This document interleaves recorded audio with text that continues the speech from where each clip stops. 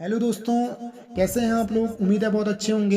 तो आज नई एक मोटिवेशनल स्टोरी लेकर आया हूँ आप लोगों के लिए, जिसका शीर्षक है बाँझ की सीख। तो शुरू करते हैं दोस्तों। लेकिन शुरू करने से पहले आप लोगों से दिल से गुजारिश है, लाइक शेयर सब्सक्राइब करना ना भूलिएगा इस चैनल को, और जितना हो सके इसे शेयर कीजिए, इस ज्ञान को बढ़ाइए दोस्तों। तो शुरू करते हैं इस स्टोरी को दोस्तों। तो एक बार एक शिकारी जंगल में शिकार करने के लिए गया। बहुत प्रयास करने के बाद उसने जाल में एक बाँझ का बच्चा पकड़ लिया दोस्तों। शिकारी जब बाँझ को लेकर जाने लगा, तब रास्ते में बाँझ ने शिकारी से कहा, तुम मुझे लेकर क्यों जा रहे हो।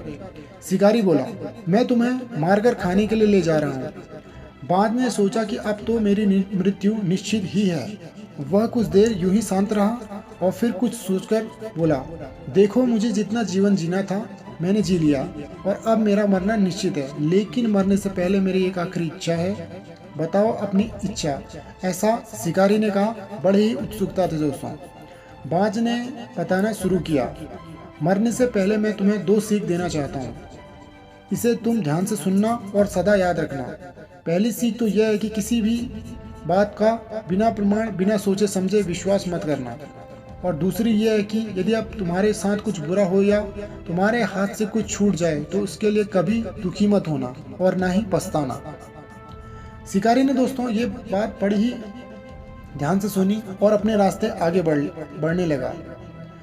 कुछ समय बाद बाज ने शिकारी से कहा, शिकारी, एक बात बताऊं, अगर मैं तुम्हें कुछ ऐसा दे दूं जिससे तुम रातों रात अमीर बन जाओ, तो क्या तुम मुझे आज़ाद कर दोगे।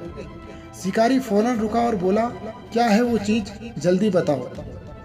दोस्तों, बाज बोला, दरअसल बहुत पहले मुझे राजमहल के करीब एक हीरा मिला था, जिसे उड़ाकर मैंने एक गुप्त स्थान पर रख दिया था।